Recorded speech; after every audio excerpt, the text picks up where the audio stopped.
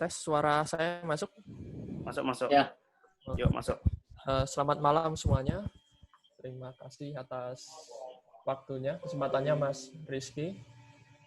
Perkenalkan, nama saya Arif Wicaksana. Di sini aku sebagai moderator pada acara Photographer Talk bersama Mas Ulet Ivan Sasti. Mungkin bagi teman-teman di sini yang belum tahu, Mas Ulet Ivan Sasti ini merupakan freelance fotojurnalis dan dokumenter untuk Getty Image, dan dia udah publikasi untuk beberapa banyak media-media luar. Pada kesempatan kali ini kita akan membahas tentang fotografi environmentalis atau fotografi lingkungan terkait proyek-proyek yang dikerjakan oleh Mas Ulet. Mungkin untuk lebih jelasnya nanti Mas Ulet bisa memperkenalkan lebih dahulu. Untuk aturan mainnya seperti yang sudah dijelaskan oleh Mas Rizky tadi, teman-teman untuk nge-mute suara terlebih dahulu. Nanti untuk pertanyaan masuk di kolom chat, nanti akan kita bahas, kita sampaikan setelah materi atau presentasi di Mas Ulet. Untuk Mas Ulet, silakan. Ya, makasih Rizky, Mas Arif, sama Ngalam. Walking Alam. Ya. Oke. Ya, perkenalkan aku Ulet. Aku base di Jogja. Tadi mungkin Mas Arif udah ngasih tahu. Ya, mungkin kita malam ini ngomongin soal sedikit tentang isu lingkungan ya. Itu. Jadi aku dalam beberapa tahun ini cover soal lingkungan. Ya, mungkin aku akan kasih sedikit beberapa gambaran dikit ya, sama apa sih, kenapa sih harus kita motret lingkungan gitu. Terus sebenarnya yang terjadi sekarang ini, COVID ini juga mungkin dampak dari apa yang kita perbuat terhadap lingkungan kita sebenarnya. Gitu. Jadi intinya adalah segala sesuatu, bencana, penyakit, dan lain-lain, semua bisa ditimbulkan dari kita yang merusak lingkungan itu. Oke, aku share berapa dikit. Mas Arif, bisa nggak lihat? Bisa, Mas. Oke. Ya, oke. Aku cuman sebenarnya nggak terlalu banyak yang harus diiniin sebenarnya. Jadi ini nanti aku akan share. Nggak tahu, kemarin si Rizky ngomong soal kalau bisa share soal foto dokumentasi aku di Papua selama sama Greenpeace sama Rainbow Warrior. Tapi kalau kita langsung masuk ke sana nanti agak inian. Jadi kenapa isu lingkungan ini penting banget untuk dibahas gitu loh. Soalnya banyak, kita udah kena dampaknya sekarang gitu. Jadi, dan aku sebenarnya mau mulai motret tentang isu lingkungan ini dari awal, dari mulai sekitar tahun 2008, 2009 ya, 2008. Nah, itu aku udah mulai ngelihat bahwa lingkungan kayaknya jadi isu yang akan bukan booming, tapi kayaknya akan hal yang menarik untuk dikerjakan gitu. Jadi dari tahun itu aku udah mulai nyicil satu-satu, mulai konsen apa yang harus dikerjakan, terus ngelihat potensi apa yang ada di Indonesia sebagai negara kepulauan gitu. Oke, ya, ini aku mau ngasih tahu, ini gambar foto di Riau waktu itu tahun 2013 kebakaran di sebuah perusahaan gitu. Awalnya sebenarnya aku nggak ngeliat ada ekskavator lagi digging kanal. Tapi setelah angin kencang baru tuh kelihatan, akhirnya ternyata di belakang tuh ada ekskavator yang lagi lagi gali. Oke, environmental issues. Terus, oke, ini mungkin ada sedikit pepatah dari Eric Weiner. Ketika pohon terakhir ditebang, semua sungai terakhir dikosongkan, ketika ikan terakhir ditangkap, barulah kita nyadarin bahwa uang tidak dapat kita makan. Kayak sekarang ini, kalau kamu punya uang banyak, juga kalau nggak petani ngasih kamu sayuran, kamu juga nggak bisa makan apa-apa sebenarnya dalam kondisi seperti ini. Ya, ini ada sedikit gambar, satu frame dari orang rimba. Aku waktu itu masuk ke sini tahun 2012, nggak salah. Aku masuk sendiri. Aku 1 bulan sama mereka. Aku dokumentasiin mereka. Kehidupan orang rimba. Ini kebetulan orang rimba ini ada di ini hutan mereka tempat hidup. Terus mereka hidup nomaden dan mereka kebetulan lagi nyari getah damar di sini. Jadi ini ya. Oke, ini kata Ansel Adams, jika Anda mengambil foto, foto itu harus berguna. Jadi, intinya adalah, aku motret sesuatu, motret lingkungan, motret apapun itu, atau motret, paling penting lingkungan. Kamu bisa motret sesuatu yang bisa menggugah perasaan orang. Gitu. Jadi, gimana orang akhirnya punya rasa bahwa, oh iya, aku harus melakukan sesuatu untuk yang lebih baik, gitu.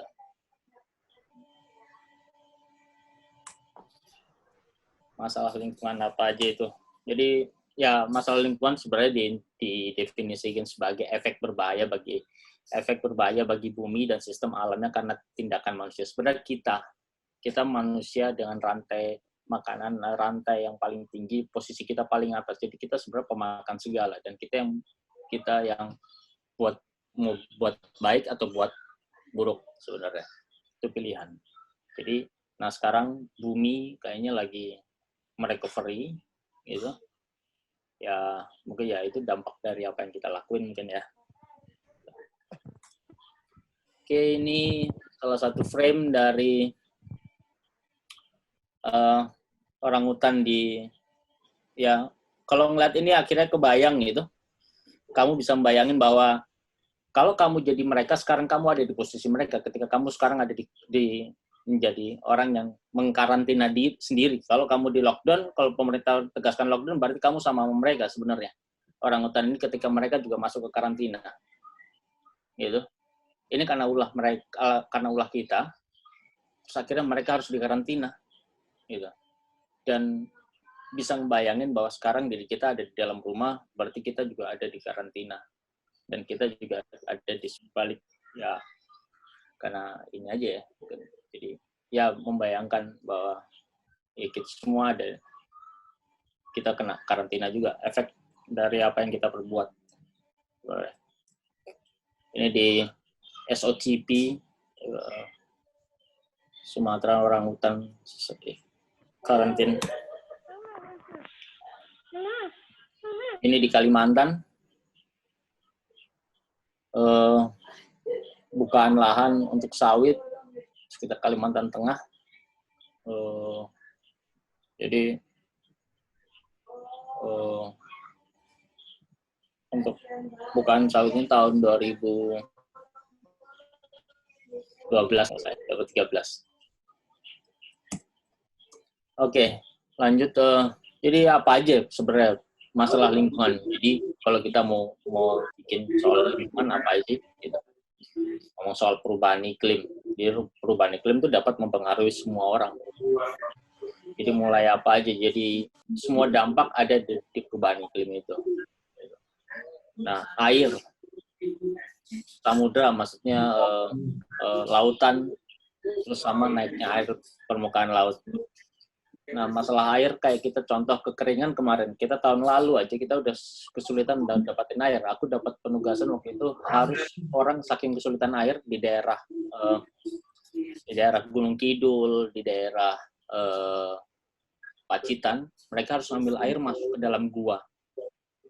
Jadi bagaimana dampak dari perubahan iklim itu kita ngerasain itu karena kemarau yang agak lumayan panjang dan lain-lain, dan itu jadi sesuatu yang bisa kita buat untuk tentang lingkungan ya. Terus tentang laut, bagaimana tentang laut, terus bagaimana tentang naik air permukaan laut. Soal deforestasi, hilangnya keanekaragaman hayati dan satwa liar. Jadi ini hal-hal yang sebenarnya paling muncul. Deforestasi mungkin hal yang paling kita sangat bisa lihat di Indonesia. Sama kayak air, laut gitu. Indonesia lebih lautnya lebih banyak daripada daratan. Jadi hal-hal yang bisa kita buat banyak. Terus isu plastik sama polusi dan lain-lain itu juga banyak. Jadi seperti Jakarta dan ini juga mungkin terdampak sama polusi ya, plastik dan lain-lain. Gitu. Terus Mas Sule, Pak, ya. Kalau masalah misal penggundulan hutan kayak yang tadi Mas potret itu, apakah berpengaruhnya terhadap warga masyarakat sekitarnya seperti apa ya, Mas? Oh iya, itu pasti. Jadi kalau aku balik, kita nanti ke belakang, nanti ada ini. Oke. Nanti aku ini. Oke, masalah lingkungan. Masalah lingkungan tidak berdampak langsung terhadap kita, tidak langsung. Tapi akan jangka panjang. Dan kalau kamu sebagai fotografer atau dokumenter atau orang yang pengen membuat sebuah tentang isu lingkungan, itu akan butuhkan waktu yang butuh waktu mungkin untuk long term project ya, gitu. Jadi nggak cuma 1-2 hari, kamu nggak bisa 1-2 frame, kamu bisa tunjukin sekarang apa yang terjadi. Tapi ketika kamu mau nunjukin bukti proof, karena orang butuh bukti gitu untuk nunjukin dari yang baik sampai yang buruk, sampai terjadi dampak apa yang jadi sama kita. Jadi akhirnya butuh long term project untuk itu, kebanyakan untuk isu-isu lingkungan. Oke. Nah, Mas Arief tadi ngomong soal dampak dari deforestasi ya. Iya. Iya, ya salah satunya sebenarnya sama orang-orang rimba. Nih, mereka salah satu orang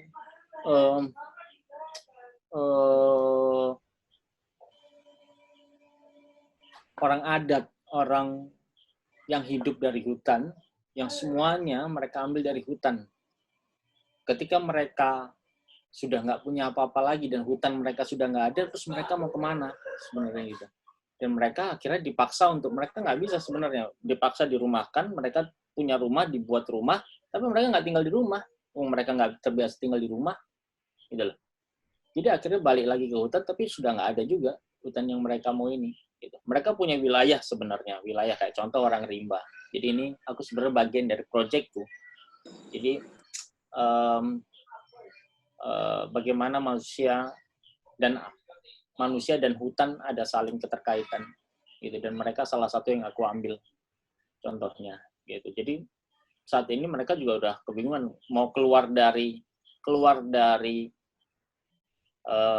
hutan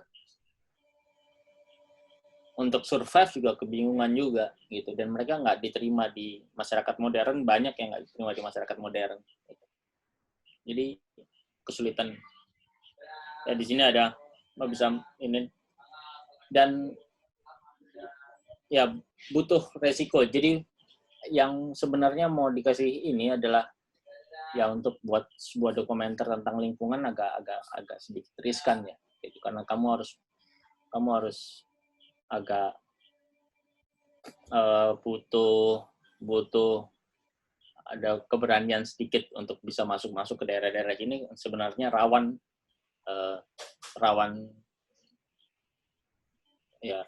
terhadap kita juga gitu, karena aksesnya bukan akses terbuka untuk semua orang, tapi ini terbatas, jadi agak ini. Ya aku masuk ke sini waktu itu nyamar jadi orang rimba juga. Aku cuman pakai celana, kaos, robek-robek gitu, kamera aku masukin di karung terigu. gitu untuk bisa dapat sampai ke sini. Jadi ini masuk wilayah perusahaan. Pendekatannya berapa lama ya Mas itu? Apa? Pendekatan biar bisa motret dengan nyaman. Aku cuma di sini 2 jam, nggak nyampe kayaknya, nggak sampai 2 jam. Ya. Paling inian. Aku datang, aku kebetulan kenal sama orang rimba yang tinggal di luar. Terus aku minta ngantarkan mereka untuk ke sini, antar dia untuk ke sini. Terus karena mau masuk ke sini, aku harus lewat namanya gate-nya perusahaan. Karena ini masuk wilayah perusahaan. Jadi ya udah gitu. Jadi aku harus berpenampilan kayak orang kampung. Jadi kalau dia nggak ada masalah, dia karena bawa motor dan dia juga orang ini, jadi dia bilang mau nyari mereka. Jadi aku ikut cuman diem aja gue.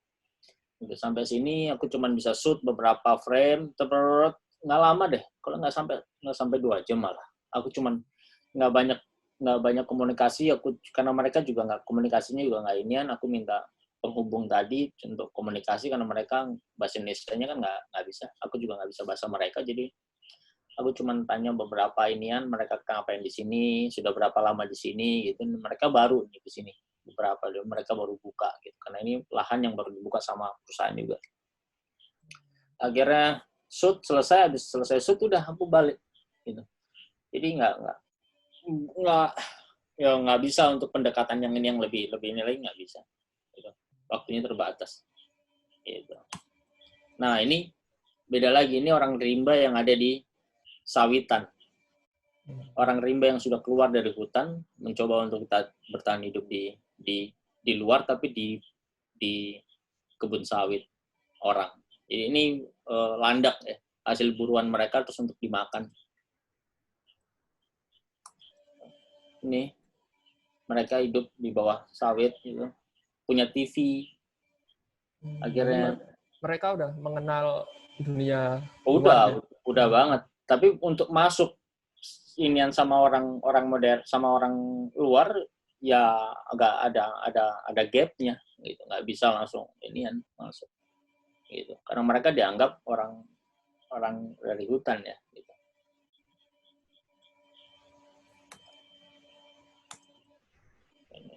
Nah ini lain lagi nih orang hutan di Kalimantan yang siap untuk dirilis.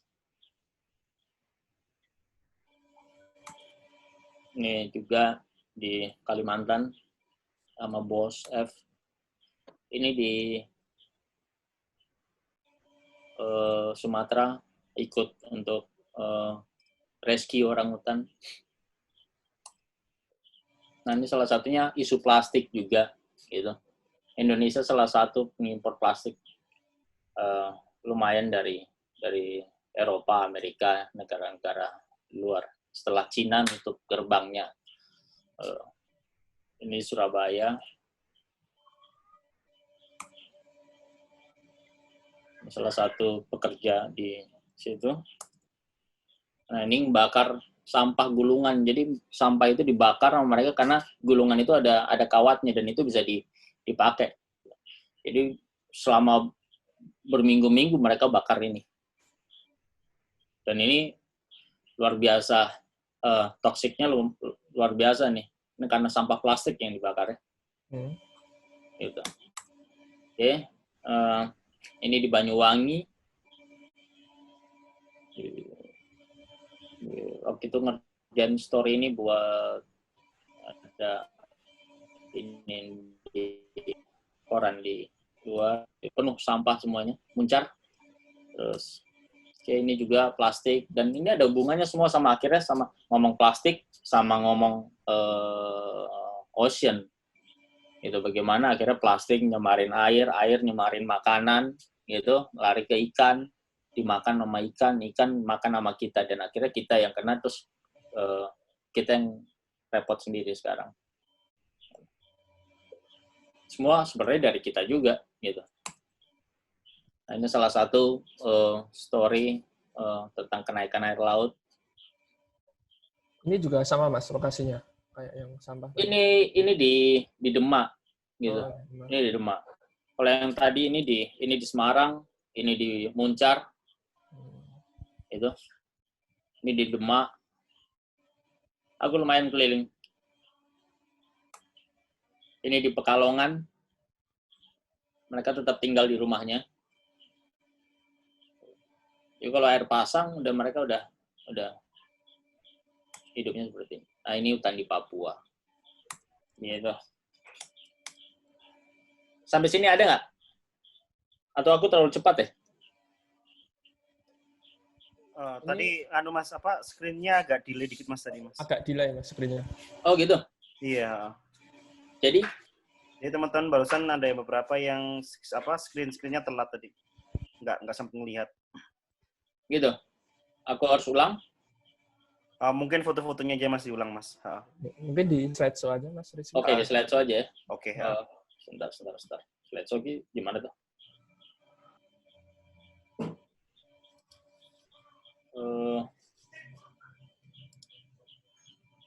Bentar.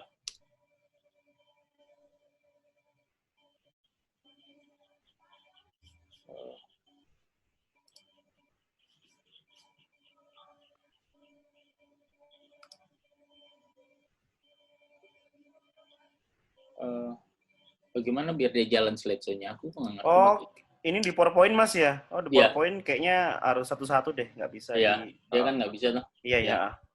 Nggak apa-apa, gini aja deh Mas. Itu foto terakhir di mana Mas? Di Google Papua.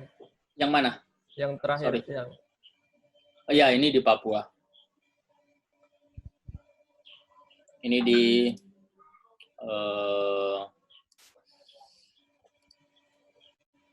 Papua Selatan, wilayah selatan. apakah di Papua juga terjadi eksploitasi lahan atau alih fungsi lahan menjadi sawit seperti yang Iya, banyak. Nanti kamu bisa lihat, nanti aku tunjukin video kemarin. Jadi 2 tahun lalu ya, 2 tahun lalu aku ikut kapal Rainbow Warrior ekspedisi di Papua. Yes. Dan itu selama 2 minggu aku terbang pakai helikopter untuk dokumentasiin mulai dari keindahan sampai akhirnya nemuin yang rusak-rusak.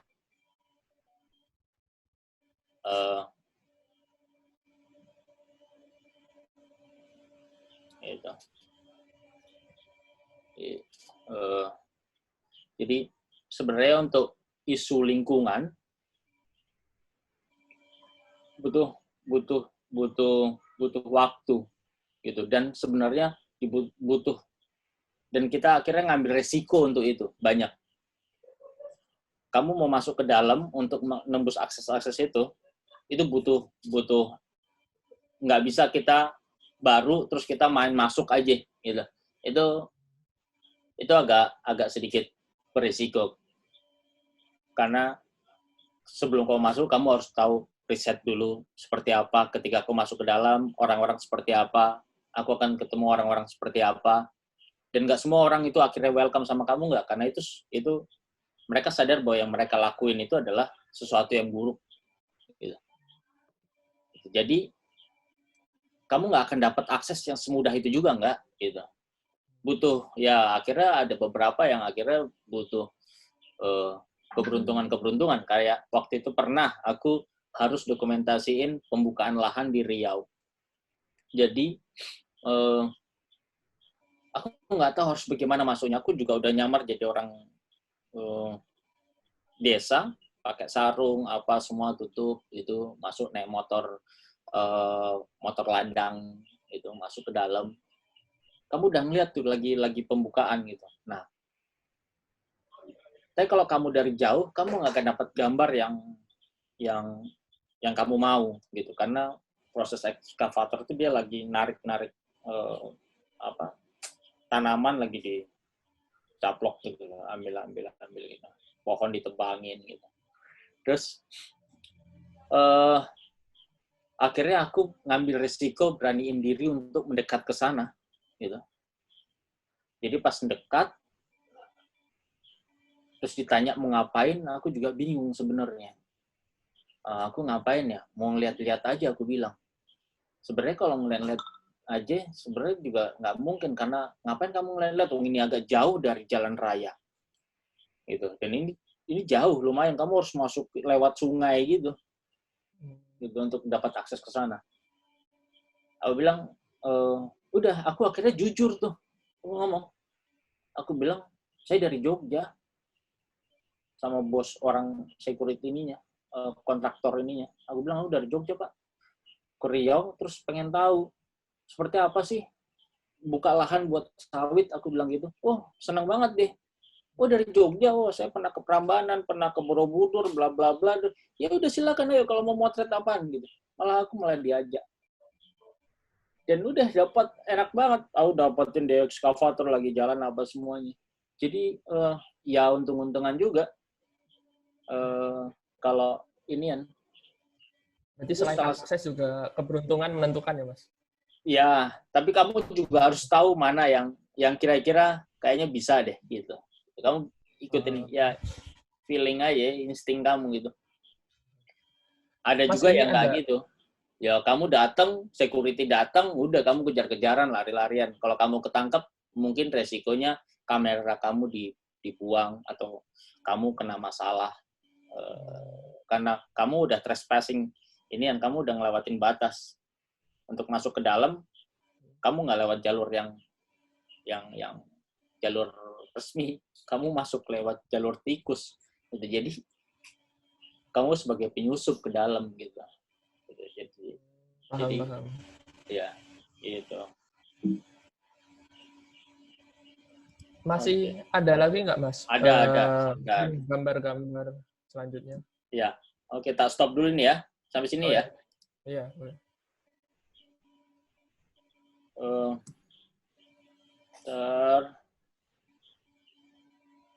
Atau ada pertanyaan atau apa? Oh ya, ini ada satu pertanyaan, Mas. Mungkin senambi Mas Sulet masih mencari gambar. Oh, ini udah dapat. Oh, udah dapat. Mau jawab dulu apa? Lihat ini. Ini video aku di Papua, selama dokumentasi di Papua. Ini durasinya sekitar 10 menit. Ya. Oke? Oke. Karena aku kalau mau bikin satu-satu, banyak banget foto yang aku dari sana. Jadi ini aku bikin ada video kecil untuk slideshow-nya. Oke, nggak apa. Kita lihat video dulu aja, Mas.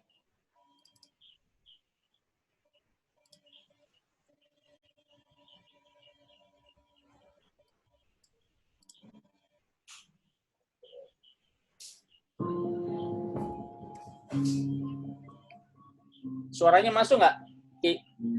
Masuk, Mas. Masuk. Masuk ya? Masuk.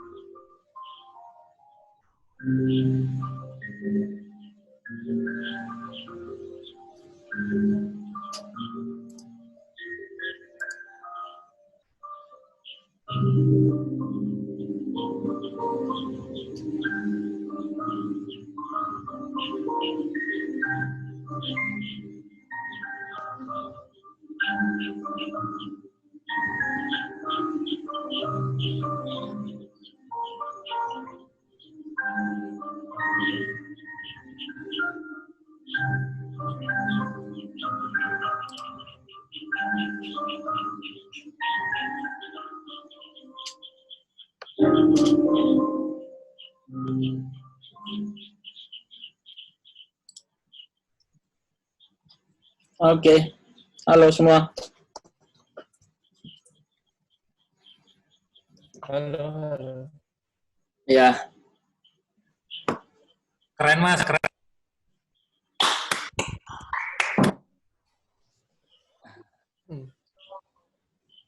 ya, itu sebagian dari perjalanan selama dua minggu ya. 2 minggu terbang setiap hari dari pagi, mulai dari jam 6 pagi, setengah 6 malah. Setengah 6 udah take off, terbang sampai jam 10, balik, bukan filing, tapi nge-file inian. Terus habis itu istirahat, jam 2 terbang lagi sampai matahari terbenam. Jadi, dan itu dilakuin selama 2 minggu. Dan sebenarnya project yang sebenarnya, apa ya, ya aku sebagai anak yang lahir di Papua dan rumah orang tua masih di Papua, ngelihat itu kayak ngelihat ya agak nguras emosi juga sebenarnya gitu. Ya kamu bisa ngebayangin bahwa rumahmu itu sebenarnya surga, tapi di antara surga itu ada apa ya? Ada coreng aja di situ, itu ada yang harus rusak di situ tuh bikin emosi agak inian. Jadi kamu ngeliat itu sebenarnya juga ada rasa marah, ada rasa macam-macam gitu. Akhirnya nimbul ya bisa bangkitin emosi kamu lah gitu. Nah, ya mungkin itu ya, atau ada ini lain? Oh, baik Mas. Terima kasih penjelasannya. Ini langsung jawab pertanyaan dulu aja Mas sebelum ketumpuk. Ini ada 2 pertanyaan. Ya. Yang pertama dari Mas Haryandi Hafiz. Apa yang menjadi rujukan atau bahan riset Mas Ulet dalam mengcover isu-isu lingkungan? Bagaimana menentukan gear yang akan dibawa ke lapangan? Gimana? Saya ulangi ya. Terlalu jelas ya. Aku ya. Arif. Iya. Ini pertanyaan dari Mas Haryandi Hafiz. Apa yang menjadi rujukan atau bahan riset Mas Ulet dalam mengcover isu-isu lingkungan? Bagaimana menentukan gear yang akan dibawa ke lapangan?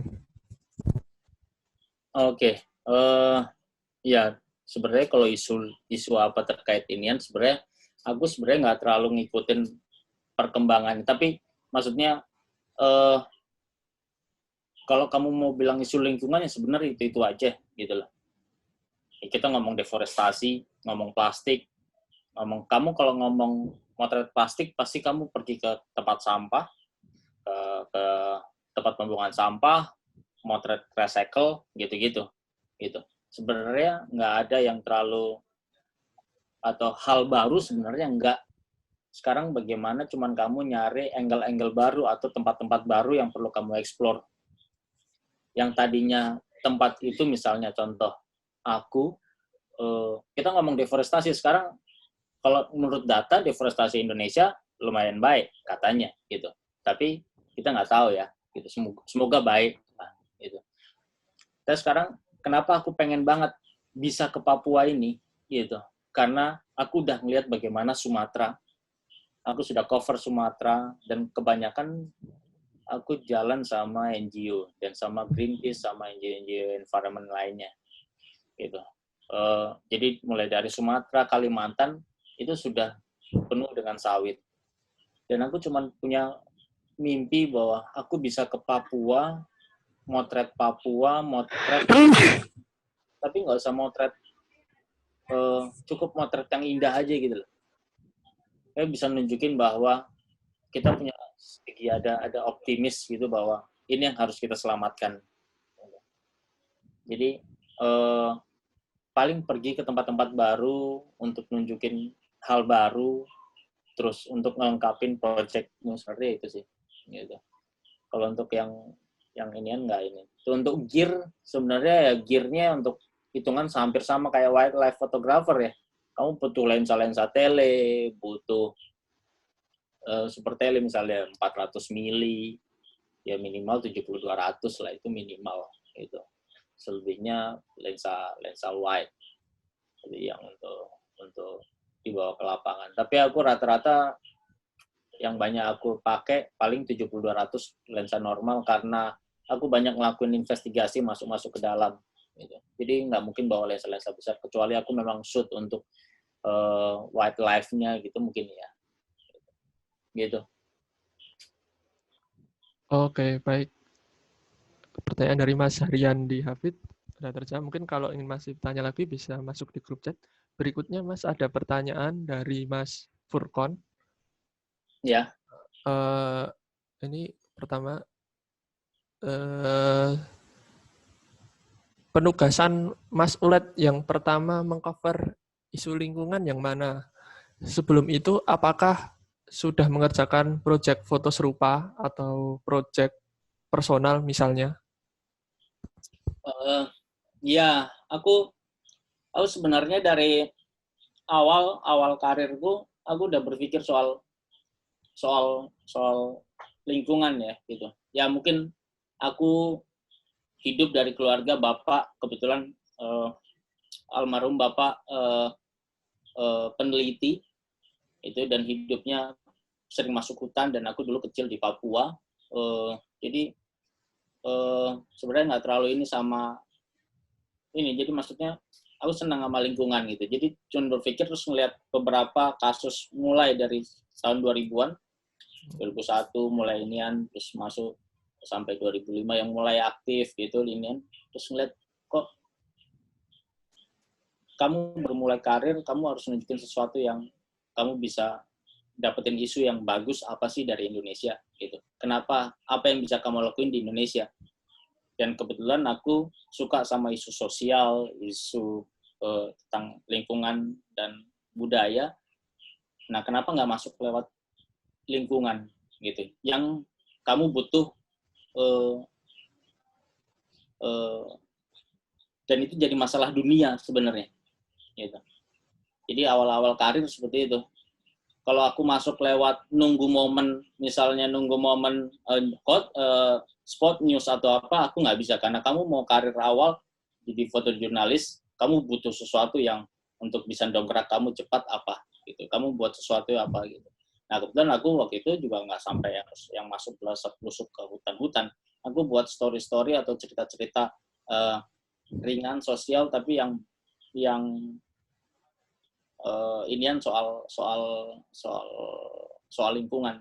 Contoh di Jogja dulu ada limbah pembuangan pabrik pembuangan pabrik tebu gitu. Matukismo ya. Matukismo itu dibuang tuh. Nah orang mandi di limbah, dan itu dibuangnya di limbah, Nah itu sebenarnya simple gitu loh.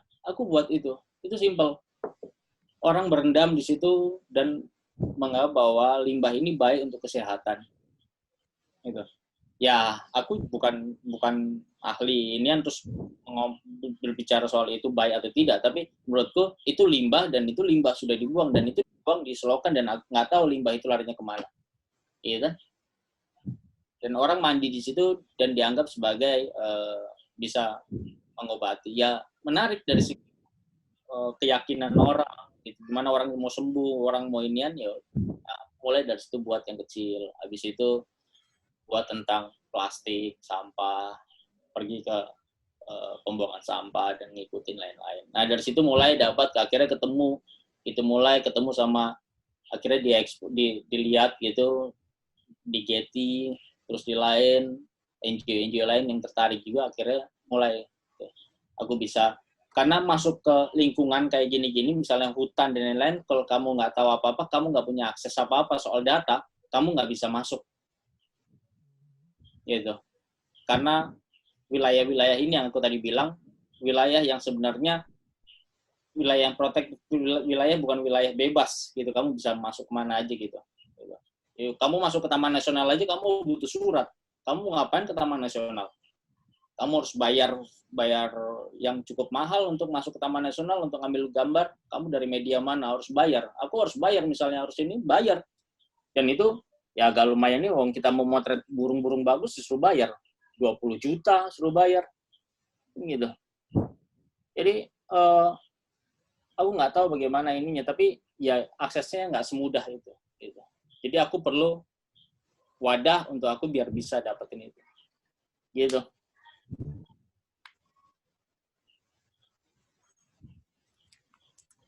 Oke, Mas.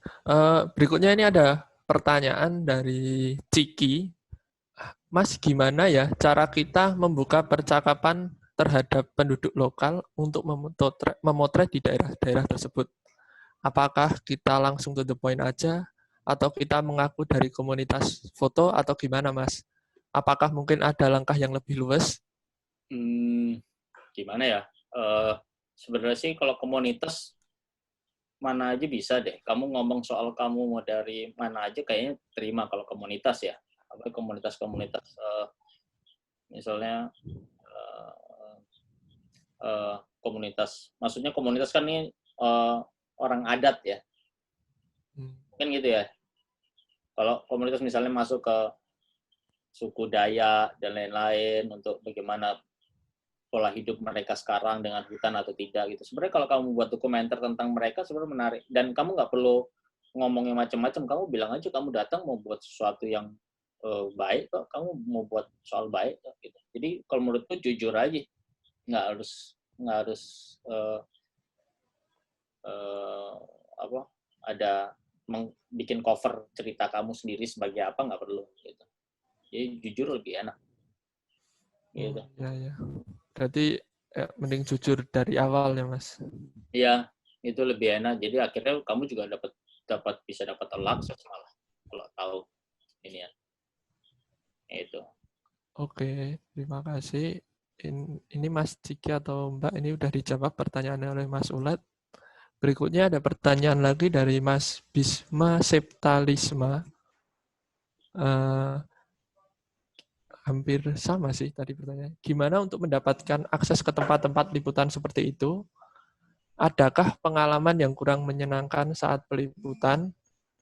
Dan mengapa Mas Ulet memutuskan untuk lebih banyak berkecimpung di story-story permasalahan lingkungan? Ya, mungkin sama kayak tadi ya.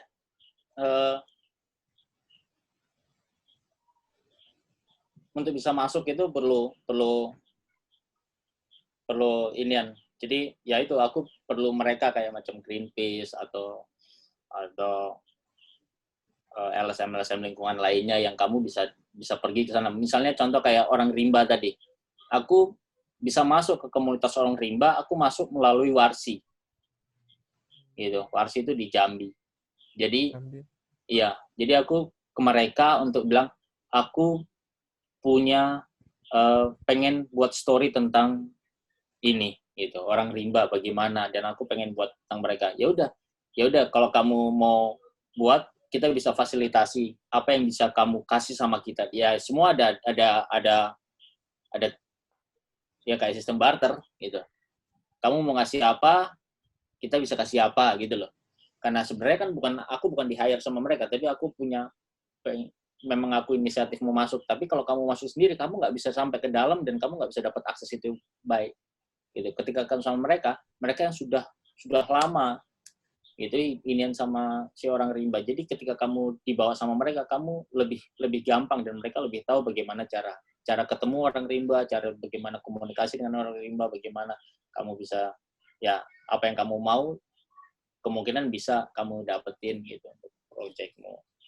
Nah, itu salah satu gimana cara masuk ke akses untuk ke lingkungan. Dan kenapa harus lingkungan? Ya mungkin nggak banyak, kalau menurutku nggak banyak orang yang di Indonesia siapa ya yang fokus motret lingkungan ya. Mungkin salah satu ada Ardiles Rante dulu, terus habis itu ada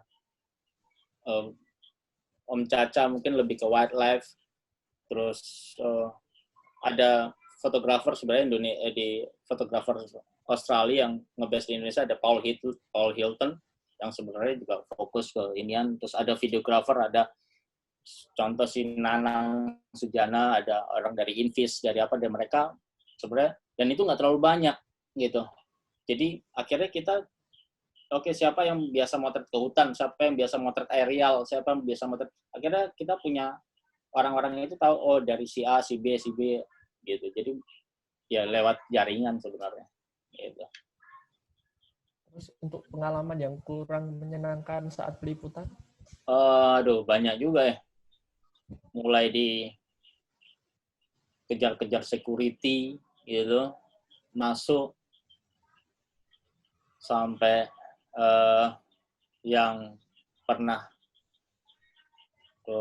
ya mungkin kemarin sempat cerita juga ya, ini sampai ke motret soal tambang gitu, yang sampai harus ditahan sama mereka, jadi nggak bisa motret sama sekali. Terus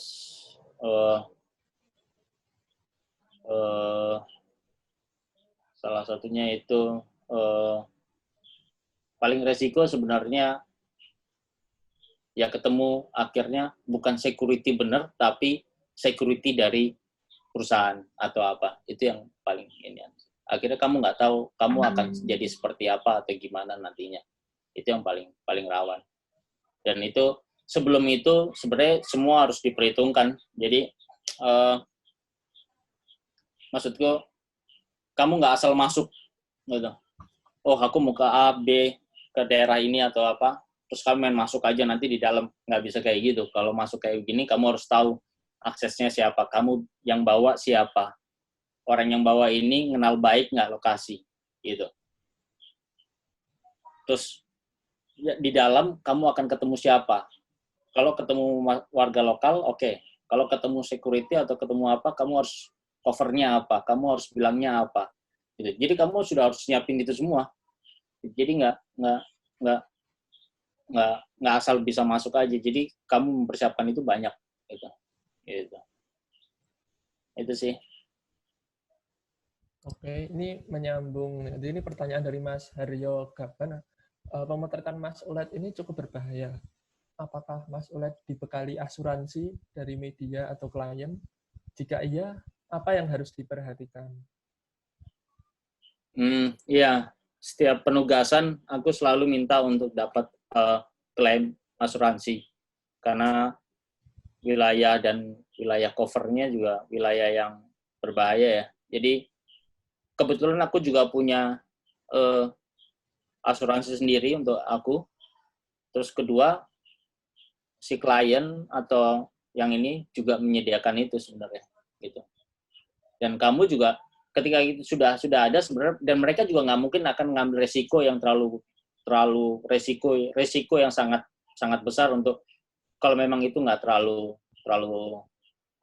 penting. Tapi ya sebenarnya penting, tapi maksudnya dilihat tingkat.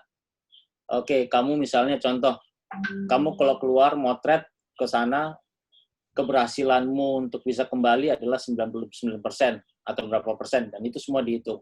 Kalau misalnya 99%, nah 1%-nya ini seperti apa 1%-nya, gitu. Itu kan juga dihitung 1% nih, gitu. Kegagalan 1% ini bisa fatal nggak, gitu. Nah itu dilihat semua, dan semua ada security ininya. Kalau apalagi sama NGO ya, atau itu dia ada security SOP-nya gitu. Jadi ada itu semua. Gitu sih. Oke. Ya, ini Mas Haryo Gaban pertanyaannya udah dijawab oleh Mas Ulet. Berikutnya ada pertanyaan dari Mas Andi Brata. Bad news is good news untuk wartawan. Tulis satu foto. Gimana pendapat Mas Ulet tentang itu? Nah,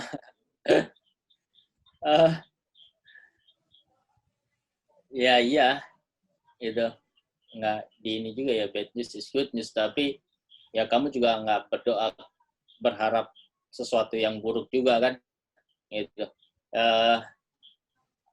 Ya berpikir baik aja. Ketika itu memang itu bagian dari pekerjaanmu, yang kamu kerjakan adalah hal-hal yang ya kamu nggak selalu motret hal yang buruk juga kok, gitu. Yang kamu foto kan juga hal-hal banyak yang baik, gitu. Jadi ya itu kembali ke kita masing-masing sih. Contoh kayak aku buat story kemarin untuk New York Times soal perburuan burung nyanyi itu, songbird gitu. Ya sebenarnya bukan aku mau ngomongin soal berita buruk dari Indonesia atau itu yang baik atau yang gimana, tapi aku pengen sisi lain bahwa cerita-cerita ini menarik gitu, bahwa oke, kamu tahu nggak bagaimana mereka menangkap burung-burung itu dari hutan gitu, bagaimana burung-burung itu di hutan semakin menipis gitu. Ketika burung ini nggak ada, apa yang terjadi? Itu kan ada ininya gitu. Kita berusaha untuk, bukan mau kayak pribadi aku, bukan mau untuk iniin orang yang menarik dengar suara burung di rumah, depan rumah enak gitu. Tapi kamu bisa bayangin gitu, yang burung itu dari mana sampai ke kamu seperti apa gitu. Gitu. Jadi kita berusaha manusia terlalu serakah menurutku ya. Gitu. Kita mau bawa semua ke dalam rumah itu yang sebenarnya tidak ada kapasitas untuk mereka untuk masuk ke dalam rumah. Kita mau buat itu seakan-akan kita di dalam rumah bisa merasakan itu. Tapi kan kamu nggak bisa tahu seperti apa yang mereka rasain juga. Gitu.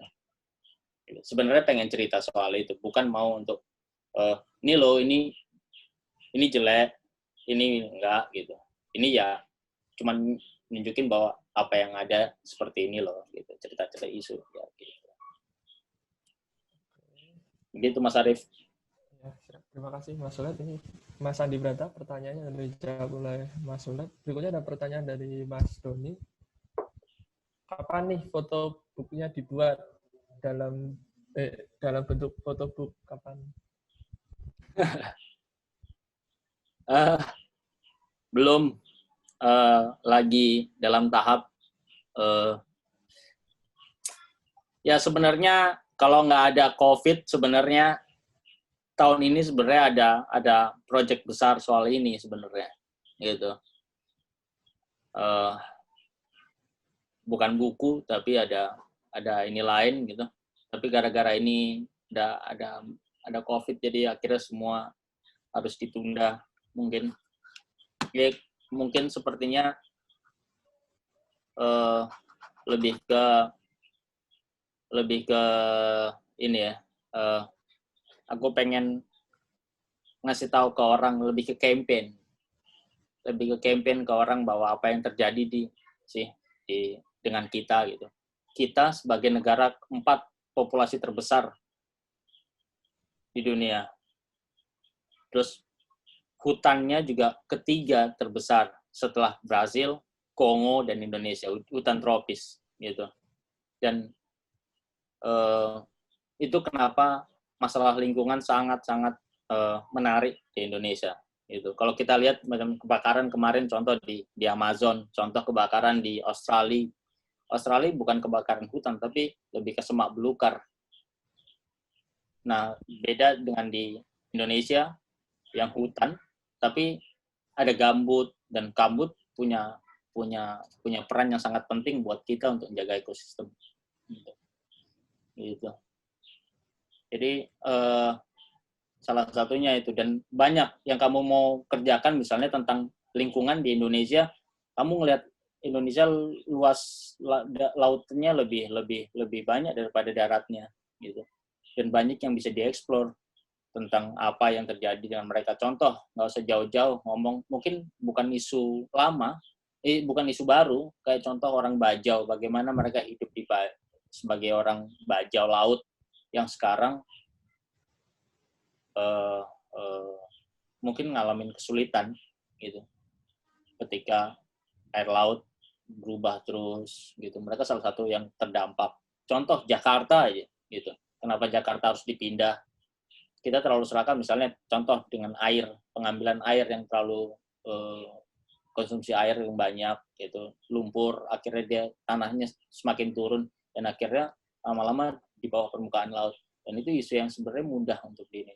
Ya contoh kemarin selamat ya buat mungkin kalau tahu Aji fotografer. Iya, Mas Aji dari Antara ya. Antara dia Mas ya, Semarang ya. Ya, Semarang. Aji dapat grant dari Getty Visual itu untuk story dia soal climate ya. Ya, jadi ya bisa buktiin bahwa isu lingkungan di Indonesia sangat tinggi dan Aji komit soal itu. Ya kebetulan Aji juga tinggal di wilayah situ dan dia mau untuk buat itu dan dia dapat, dan itu ya layak untuk dia dapat ya gitu, dan menarik, sangat menarik. Maksudnya dari segi visual yang disajiin juga touching banget, bisa nyentuh itu apa yang kita rasain. Mas, ini menyambung tadi Mas Furqan, ini ada pertanyaan lagi. Mas Furqan bilang menarik bahas soal fotografer Indonesia yang sedikit konsen ke isu lingkungan. Malah kadang banyak fotografer luar negeri yang motret di Indonesia. Kira-kira apa yang menyebabkan hal ini?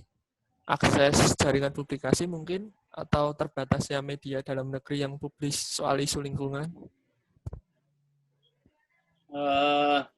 Ya aku juga nggak tahu, bingung kenapa kita nggak banyak yang konsen ke sana ya gitu. Ya mungkin salah satunya dulu mungkin untuk medianya kali ya. Media juga nggak terlalu banyak yang cover soal lingkungan. Atau ada banyak tapi mungkin karena akses. Orang nggak banyak bisa masuk ke dalam hutan. Misalnya contoh, kamu karena ke dalam kamu butuh berhari-hari. Kamu juga terkendala misalnya alat, butuh lain-lain. Dan rata-rata fotografer luar, fotografer wildlife, mereka bukan hanya sebagai fotografer, tapi mereka adalah sebenarnya mereka peneliti juga, gitu. Jadi mereka tahu apa yang mereka lakuin, gitu. Contoh Tim Laman juga sama istrinya Tim Laman juga peneliti orangutan, gitu. Dan Tim, contoh itu dia juga ini sama burung di Papua yang waktu itu cendrawasih dan lain-lain. Ya mungkin satu, akses mereka juga rata-rata orang yang mau masuk hutan, orang-orang yang punya minat khusus, gitu. Orang yang karena tadi aku bilang kamu nggak bisa masuk akses ke dalam hutan atau ke taman nasional aja sembarangan. Itu masalahnya awalnya. Ketika saya pengen jalan-jalan ke taman nasional, misalnya Taman Nasional Gunung Palung, pengen lihat orangutan, aku harus bayar. Padahal aku pengen nikmatin apa seperti apa. Itu contoh awal aja gitu. Kita mau masuk dari media, contoh. Aku dari media untuk masuk, aku harus bayar. Ya itu sebenarnya aku nggak tahu bagaimana aturannya, tapi mungkin itu bisa sebenarnya bagaimana kita mau tahu soal hutan kita kalau kita harus akses kita juga inian Membayar. gitu. Jadi itu mungkin salah satunya gitu.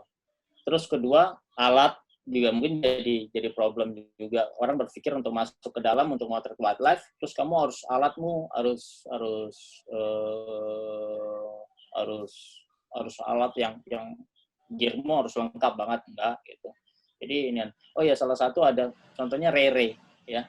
Rere Regina Savitri itu bikin buku soal lingkungan dan dia salah satu fotografer sama penulis yang lumayan oke.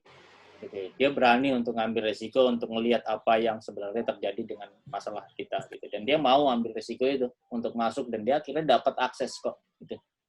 Kalau untuk masuk ke sana semua orang bisa, aku rasa gitu. Yang penting masalah akses aja.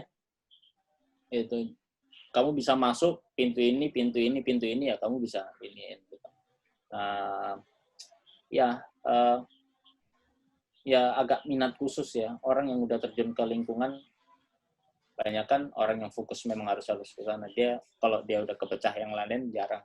Rata-rata ya udah aku mau terkait lingkungan ya udah isu lingkungan yang aku ini. Gitu. Ini Mas ada tanggapan dari Mas Fuli Syafi. Ya. Coverage isu lingkungan untuk media lokal jarang dilakukan karena ongkosnya mahal, bisa dibilang. Untuk media lokal di Indonesia seperti Jalan Sunyi karena ribet untuk izin mengakses lokasi-lokasi itu. Ya, itu salah satunya mungkin ditambahin sama Fuli ya. Fuli sendiri salah satu yang inian ya. Fuli motret untuk banyak kan dia ngomong soal plastik. Itu salah satu fotografer yang concern ke lingkungan juga gitu. Yang ini. Ya semakin banyak sebenarnya semakin baik karena akhirnya banyak publikasi yang orang akhirnya tahu seberapa besar dampak lingkungan kita terhadap seberapa besar dampak misalnya contoh sampah atau deforestasi atau apapun terhadap kehidupan kita gitu. Jadi kayak contoh plastik, contoh deforestasi, contoh laut yang kenaikan air laut gitu semakin ini. Tapi yang kasihan adalah sebenarnya orang-orang seperti petani, kalau aku lihat gitu, seperti petani, seperti orang-orang lain yang mereka nggak tahu apa yang terjadi sih sebenarnya. Ketika dalam tahun ini harusnya misalnya setiap tahun saya harus biasanya 2 kali sampai 3 kali saya nanam padi.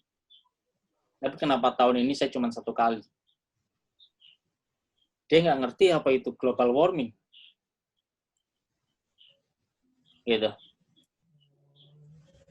Jadi mereka sebenarnya nggak, ya kita orang misalnya juga nggak nyalahin orang mana-mana, tapi saya termasuk dalam situ. Kita semua yang buat seperti itu sebenarnya, gitu. Jadi aku cuman macam untuk Instagram atau sosial media, aku berapa kali sering lumayan untuk ngepost tentang kerusakan sebenarnya bukan mau nunjukin apa yang jelek, tapi mau nunjukin bahwa ini loh yang terjadi, gitu. Bahkan mahasiswa yang aku ajak ngomong, dia nggak tahu apa yang terjadi sekarang dengan hutan kita. Iya, akibat ulah manusia juga, Mas ya. Iya, kita sebagai konsumen, gitu. Kita sebagai konsumen, saya harus masak misalnya di rumah dengan minyak sawit. Bukan nyalahin sawitnya, enggak salah sawitnya, tapi bagaimana kita bisa menahan atau mengurangi mengkonsumsi itu. Atau semua tanaman sawit, tanaman yang paling super ajaib kalau menurutku. Dari ujung rambutmu sampai ujung kakimu itu ada sawit di situ. Mulai dari sabunmu, kosmetikmu, makananmu yang ada di perutmu, itu semua dari sawit. Jadi sebegitu lengkapnya sawit itu, dan ketergantungannya kita akan sawit itu sebenarnya. Dan akhirnya semakin pertambahan, contoh peneliti ngomong di tahun 2050 9,8 miliar populasi manusia ini, dan itu bisa dibilang akhirnya kita ngomong populasi, akhirnya ngomong permintaan, ngomong akhirnya jumlah yang harus kita ini, dan akhirnya kepadatan penduduk seperti apa, urban seperti apa, dan itu akhirnya jadi masalah, gitu. Kita ngomong urban aja, kita udah ngomong populasi, ngomong polusi dan lain-lain, itu akan meningkat. Semakin polusi juga akhirnya muncul banyak masalah, polusi udara, gitu. Mulai dari penyakit-penyakit yang sebenarnya kita juga nggak bisa ngerasain dalam waktu dekat, dalam waktu jangka panjang akhirnya kita dapat, gitu. Semua berakibat itu. Penebangan hutan kita nggak ngerasain hari ini, kita ngerasain, bukan kita, mungkin bahkan anak kita yang akhirnya merasakan, wah habis sudah, gitu.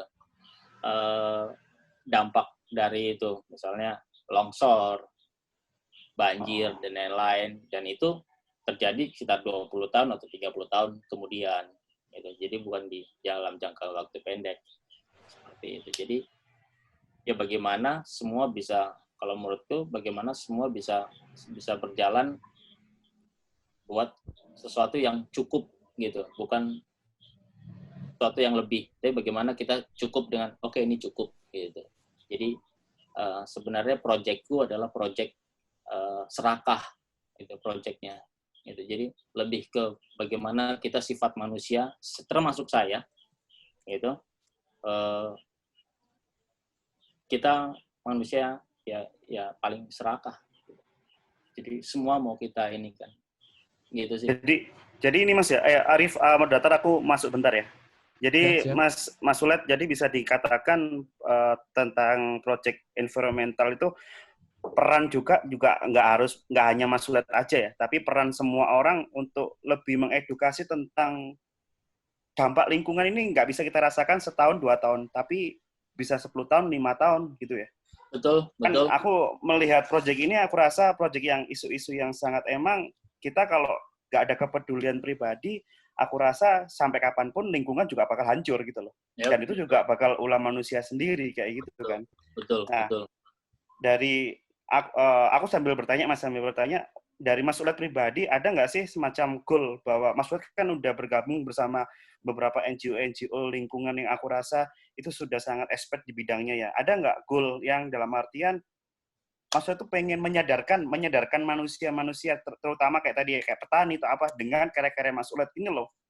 Oke, sekarang kita merasakan sawit, tapi dampaknya 5 tahun 10 tahun mungkin hasil panen menurun, mungkin udah nggak bisa lagi tanahnya nggak bisa ditanemin jagung lagi atau gimana. Ada nggak Mas? Dari Mas Sulet pribadi ada goal semacam ini ke depannya? Ya sebenarnya goalnya adalah bukan menyadarkan, bukan mau memberitahu petani, misalnya contoh petani kecil di desa gitu.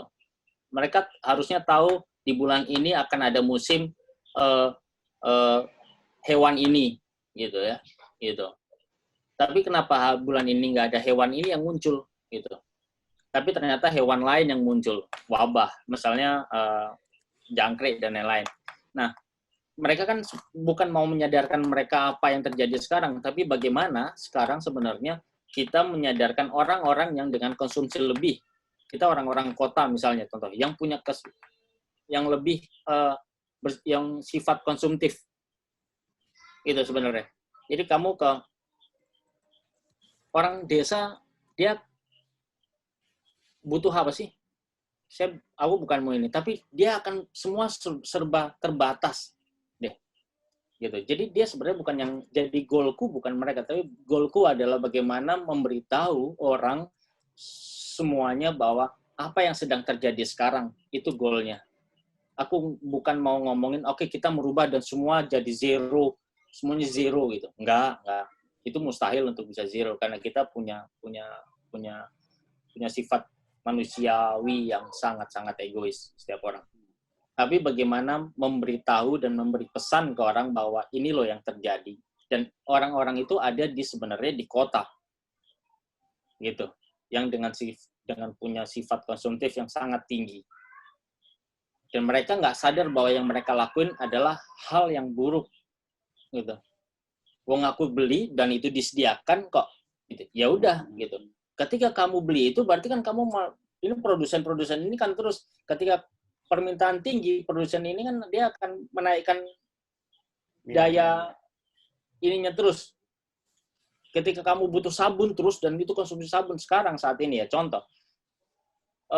Aku bukan coba hitung-hitung.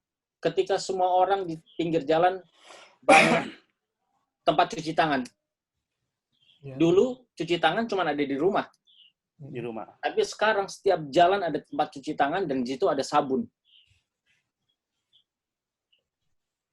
Ya, ini contoh aja. Itu dari perspektifku.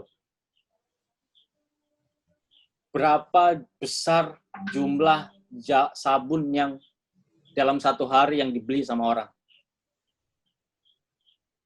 Dan kamu bisa bayangkan siapa yang mendapatkan keuntungan besar dari sabun itu ketika wabah ini terjadi? Perusahaan. Kamu bisa bayangkan yang buka lahan itu siapa? Itu. Oke? Dan akhirnya yang muncul permintaan dari siapa dan akhirnya yang menyediakan siapa? Jadi akhirnya kayak dalam situasi seperti ini, ya kita tahu siapa yang diuntungkan. Gitu, secara inian. Itu aku ngeliat perspektif, karena kamu sambil jalan gitu, ngeliat, ini tempat cuci tangan semuanya akhirnya nyediain sabun di mana-mana. Aku minta istriku untuk beli sabun untuk cuci tangan di supermarket, dia bilang, sabun cuci tangan untuk yang hand wash yang inian, itu udah nggak ada. Banyak kosong. Jadi bisa membayangin bahwa permintaan itu semakin tinggi. Jadi, yaitu ketika kamu potong hutan, contoh ininya, kamu lakukan deforestasi, kamu buka lahan, dan akhirnya muncul banyak bakteri dan lain-lain, dan aku juga nggak tahu bagaimana ininya ya, tapi aku percaya bahwa di dalam sana semuanya ada. Gitu, dan semuanya tinggal di dalam hutan, dalam yang sangat, mereka udah di tempat mereka masing-masing gitu, baik bakteri dan virus dan lain-lain misalnya. Ketika itu dibuka, akhirnya keluar dan mereka coba untuk berevolusi, dan akhirnya yang terjadi sekarang seperti apa?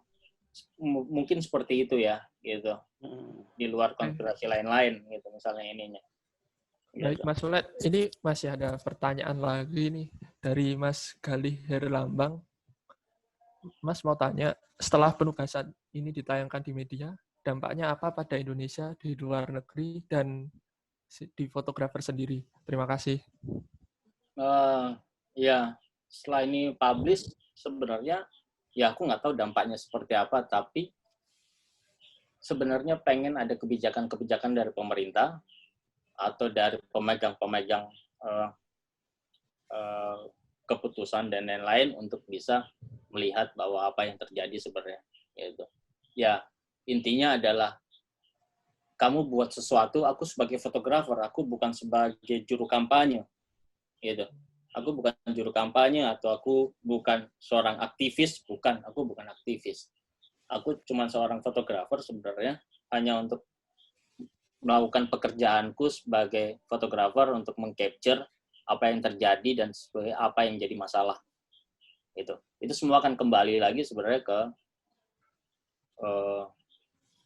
ya yang memegang kendali ini semua gitu. Itu sebenarnya mereka gitu. Ya ada beberapa efek ya mungkin ya, aku nggak tahu, tapi setelah macam soal ngomong sawit kita sama Eropa di cut, di ban gitu. Ya itu nggak tahu itu masalah politik atau memang benar masalah ini Indonesia, karena Eropa juga punya ini mereka sendiri lagi. Jadi itu sebenarnya ini sangat kompleks banget gitu. Kalau mau ngomongin soal itu ngomongin hal yang luar biasa dan itu bukan di kapasitasku gitu. Aku sebagai seorang fotografer yang ingin menunjukkan apa yang terjadi dan ayo kita perbaikinya sama-sama sebenarnya. Dan kalau kamu hari ini kamu bisa ngelihat gambarku dan kamu merasakan bahwa apa yang dirasain sama orang hutan itu misalnya gitu, ya itu sangat baik gitu. Jadi kita bisa sama-sama saling ya bekerja sama aja sebenarnya gitu. Jadi aku nggak ada kapasitas itu Mas Rizky, jadi untuk apa sampai mana orang itu terus berdampak seperti apa gitu. Ya aku pengennya ada dampak yang baik, dampak yang orang bisa tahu. Mungkin dari sini contoh kita share hari ini malam gitu dan orang lihat gambarku, siapa yang nonton di sini dia juga bisa cerita untuk lain. Aku nggak menutup orang yang mau share fotoku untuk di Facebook dan lain-lain dan dia ngomong soal repost dan lain-lain, aku nggak ada masalah untuk kamu share, dan aku sangat senang kalau kamu share fotoku untuk kamu bisa nunjukin sama yang lain bahwa bisa ada dampak yang baik untuk yang lain gitu, asal dengan cara yang baik juga kamu ininya gitu. Sebenarnya ya itu goal-goalnya yang paling inian, goalnya ya salah satunya dia ini si orangutan bisa keluar lagi. Ini salah satu contoh, orangutan udah dari mana-mana sebenarnya, dan sebenarnya banyak hewan-hewan lain yang lebih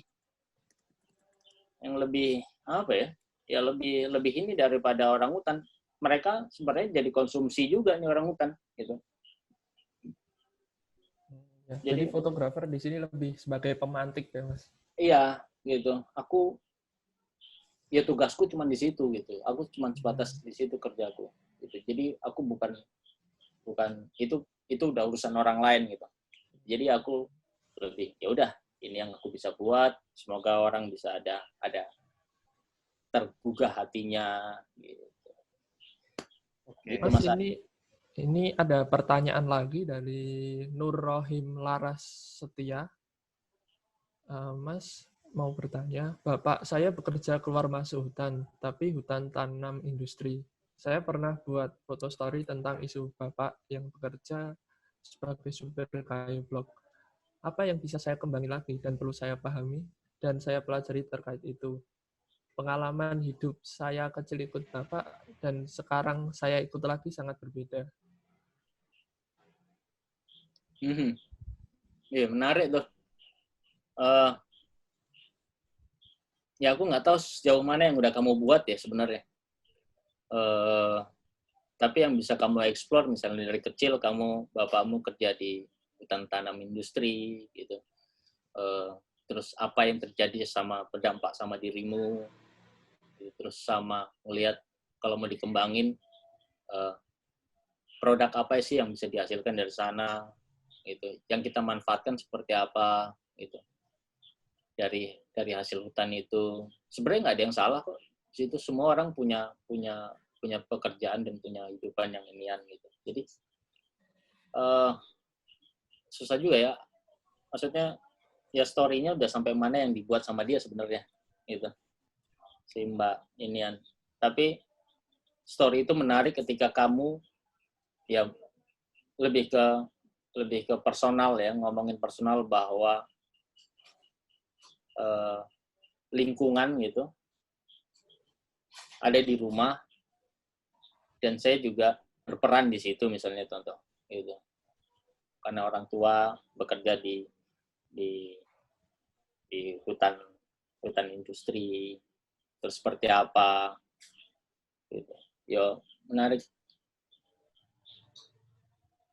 Aku nggak tahu sebenarnya story-nya seperti apa, jadi sulit juga untuk ininya. Gitu. Yep. Ya, halo Rip. Ini ya. Udah. Udah masuk suaraku? Iya. Lanjut. Ini ada pertanyaan dari Farah Adiba DZ. Lembaga atau NGO mana saja yang biasanya membuka grant untuk proyek liputan investigasi isu lingkungan? Ada mau ngabai, ada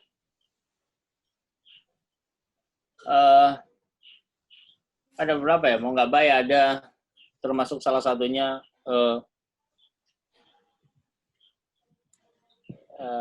NG juga buka kemarin. Banyak kok ini yang terus salah satunya Getty bikin grant juga. Itu bisa jadi inian untuk dapetin grant itu.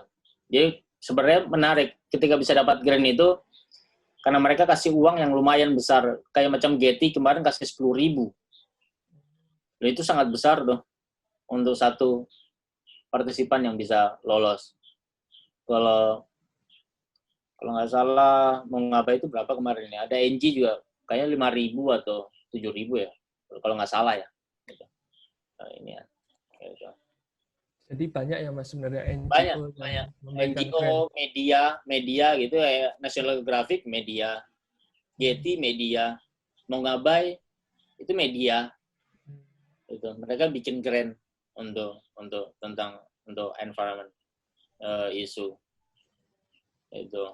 Jadi nggak sedikit kok. Oke. Mas Sulat, aku ini sambil ini lagi Rip ya, aku masuk Rip ya. Iya, siap.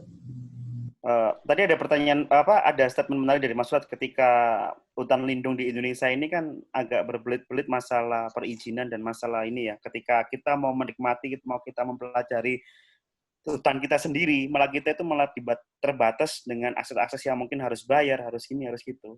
Nah, sedangkan gimana kita cara untuk mengenal itu loh, kalau dari peraturan pemerintah itu dengan pembatasan seperti itu. Nah, kan di sini kan juga ada problematik di antaranya kayak semacam ada ketakutan juga pemerintah ketika seseorang memotret atau mempublikasikannya dengan cara ilegal, mungkin nanti bakal ada isu-isu yang itu. Nah, di sini gimana Mas? Karena kan kalau nggak salah, aku dulu juga pernah dengar Mbak Rere itu ketika dia akses melalui BKSDA setempat, BKSDA di pusat, di provinsi, ketika itu selama apa yang mau kita sampaikan itu positif, itu boleh-boleh aja Mas. Tapi tadi kan Mas lihat ada statement ketika yang harus membayar sampai 20 juta atau apa itu gimana Mas? Ya, aku kemarin misalnya di Taman Nasional Leuser ya, gitu. Aku masuk lewat karena kamu mau masuk ke Taman Nasional kan kamu harus dapat permit nih. Iya. Gitu. Nah, kamu kan ngurus ke balai, ya. Iya. Ketika kamu pergi ke balai mau minta izin permit itu dan kamu bilang itu kamu dari media, itu, dan kamu akan disodori sama buku yang di situ ada sebenarnya nulis undang-undang soal ada pajak ininya gitu. Jadi aku kurang tahu bagaimana tulisan ini, tapi di situ ada pajak bahwa diharuskan karena media termasuk dalam satu inian ngomong komersil gitu, Ya. dimasukkan ke situ. Jadi itu dilihat antara 10 sampai 20 juta. Jadi waktu itu aku dapat penugasan dari Geo Magazine, aku harus ke namanya ke Tumbling, bukan Tumbling. Tumbling tuh di inian di Lampung. Ada satu riset station orangutan di Leuser. Dan itu masuknya Leuser, dan aku mau masuk ke sana, aku diharuskan sama mereka bayar, ini balai gitu, aku diharuskan bayar, waktu itu akhirnya aku transfer uang 20 juta untuk bisa dapat simaksi. Tanpa simaksi itu, aku tidak diperbolehkan untuk masuk ke dalam. Oke. Terus sama terjadi sebenarnya. Simaksi itu apa, Mas? Simaksi itu surat izin masuk wilayah hutan Taman Nasional. Gitu. Nah, mungkin Mbak Rere sama inian BKSD, ya itulah makanya itu butuh akses sebenarnya. Ketika kamu tahu orang-orang itu dan kamu bisa kenal baik sama mereka dan kamu bisa dapat akses itu free, itu manfaatin. Karena kalau enggak, kamu akan masuk dan bayar sebesar itu. Oke. Gitu. Jadi juga ada sisi komersilnya juga ya, bahwa Oh iya, jadi kamu nggak dilihat. Kalau kamu media, ya sama ngomongnya dia. Kalau kamu media, saya harus dapetin majalah itu free atau bayar? Bayar, Pak. Beli, Pak. Oke, kalau beli kan berarti ngomong komersil. komersil. Ya, gitu. Tapi orang tahu hutan kamu bagus atau tidak untuk orang masuk, saya bilang gitu. Karena kamu kan dalam kesana kan kamu bukan berkunjung untuk cuman ngelihat, tapi kan kamu berkunjung ke sana untuk mempublikasikan. Nah, mempublikasikan ini dihitungnya sama dia adalah komersil, gitu. Oke. Gitu. Untuk masuk ke taman sana. Jadi aku nggak tahu kalau aturannya sekarang berubah atau enggak ya, tapi waktu itu 2 tahun lalu ya, aku seperti itu. Dan itu terjadi juga macam di Gunung Palung dan lain-lain. Ya peneliti misalnya untuk masuk ya mungkin lain ya, peneliti dan lain-lain karena punya ini. Aku juga nggak tahu seperti apa. Tapi yang aku dapat pengalaman seperti itu kemarin.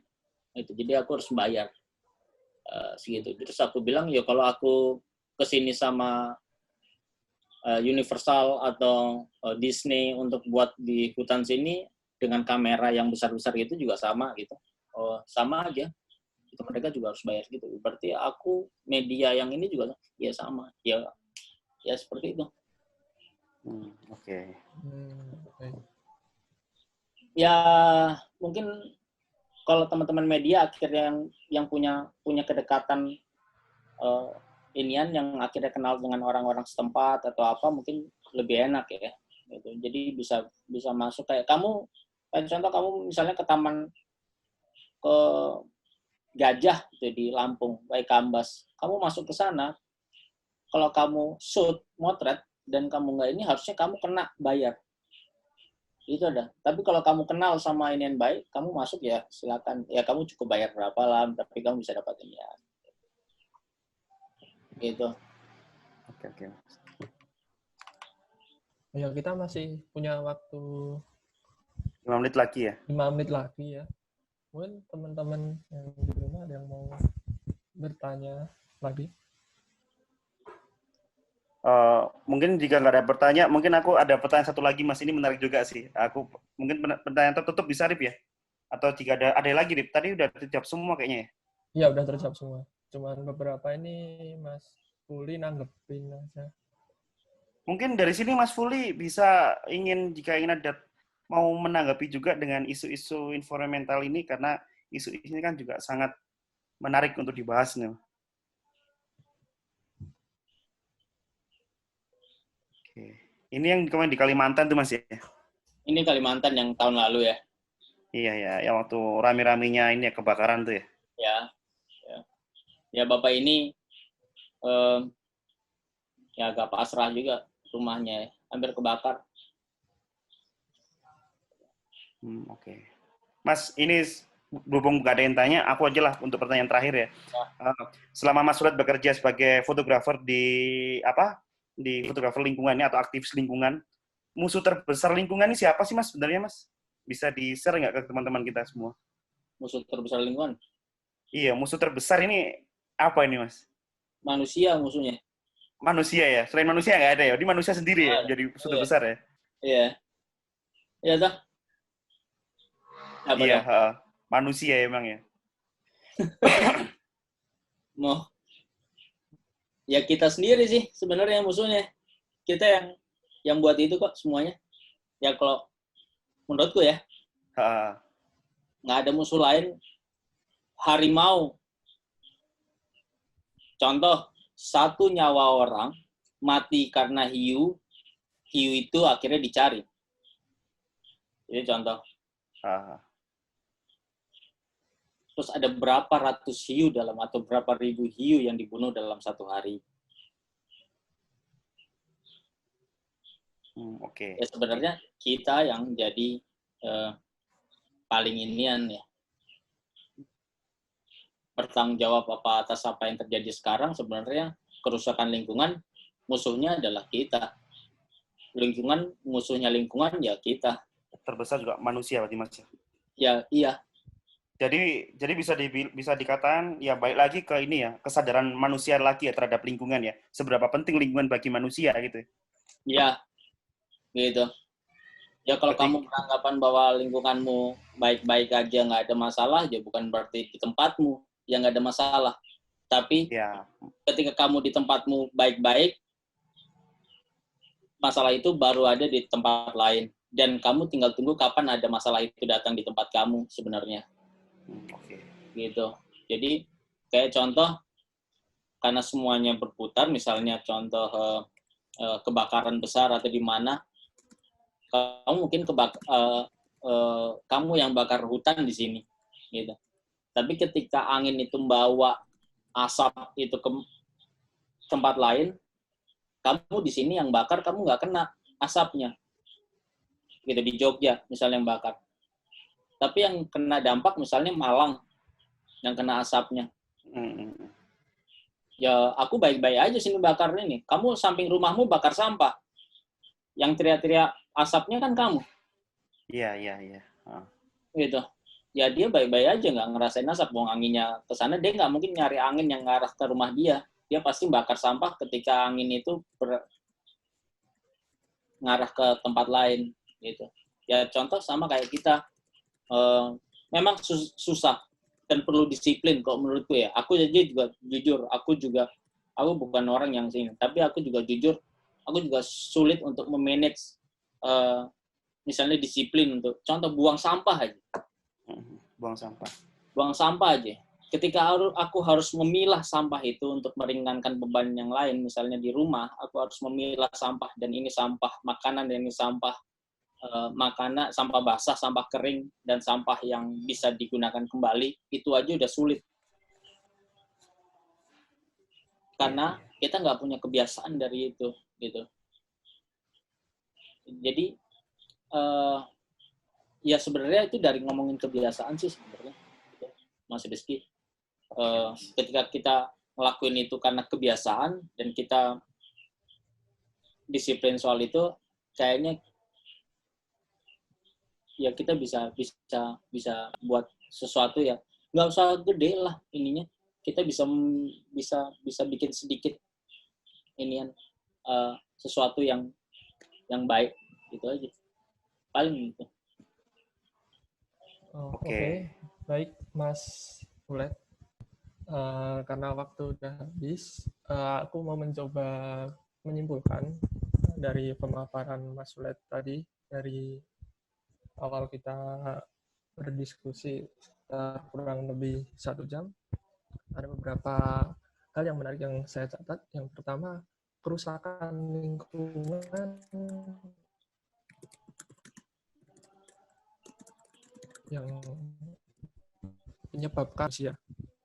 Nah, selain itu,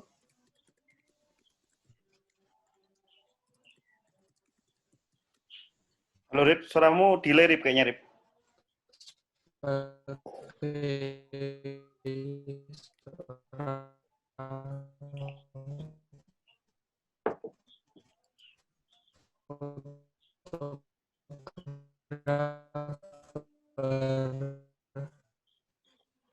Oh ya, sepertinya ini suaranya Arif lagi delay. Jadi, atau teman-teman yang halo Rip, ingin masuk Rip, halo Rip.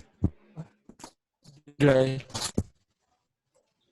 Oke Mas, karena berhubung suaranya Arif masuk nggak? delay, ini langsung aku ini aja Mas ya, Masih untuk delay. ya delay Rip, masih delay. Oke. Mas Sulet, untuk penutup ada nggak Mas pesan buat Mas teman-teman semua di Rizky, sini Mas suara terkait Kenapa? sebagai ini ya penutup sharing kita ini ya buat teman-teman yang masih join ini, ada nggak pesan dari Mas Sulet sendiri? Karena Mas Sulet sudah berkeliling, udah menyaksikan kondisi lingkungan kita di Indonesia seperti apa. Mungkin Mas Sulet bisa ngasih pesan-pesan buat teman-teman untuk melakukan hal-hal positif lah. Entah itu Uh, memotret, entah itu dari aktivitas kebiasaan atau apalah. Silakan Mas.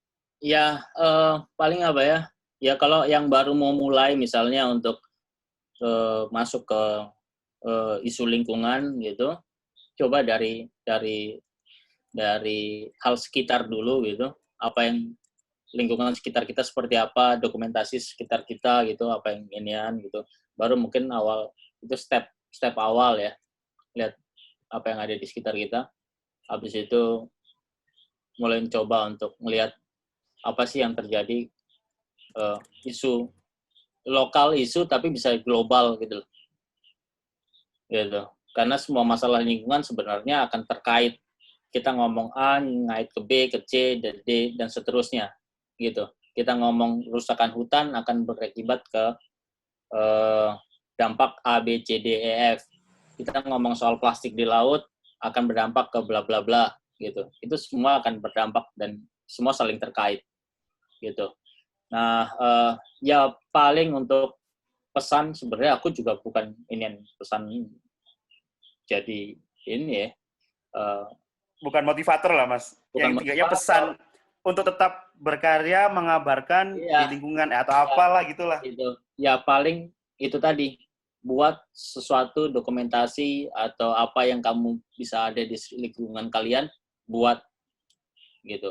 Dan orang tahu apa yang kamu perbuat, tunjukin hal baik, hal buruk, tunjukin, dan itu bisa jadi perbaikan kita bersama-sama paling. Oke. Siap Mas.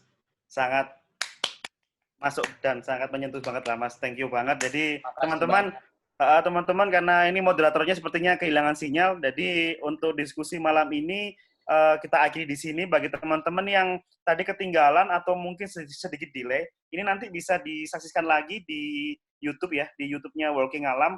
Nanti kita upload di sana. Juga ada uploadan video sesi sharing minggu lalu bersama Roni Zakaria juga. Jadi buat teman-teman udah join, terima kasih Mas Sulet, terima kasih waktunya. Terima kasih semuanya.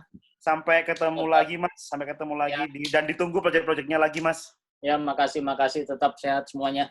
Siap. Ya. Selamat malam teman-teman semua, terima kasih. Sehat-sehat nggih, matur nuwun Mas Sulet. Sama-sama Mas Doni. Semuanya. Naga.